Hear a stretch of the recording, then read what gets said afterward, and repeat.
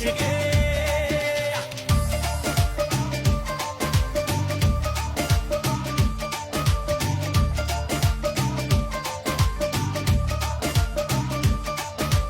ਸੋਹਣਿਆ ਸ਼ੁਕੀਨਾ ਲੰਬੇ ਲੰਜੇ ਆਵੇ ਨੈਣ ਤੇਰੇ ਦਿਲ ਖੋਣ ਵੇ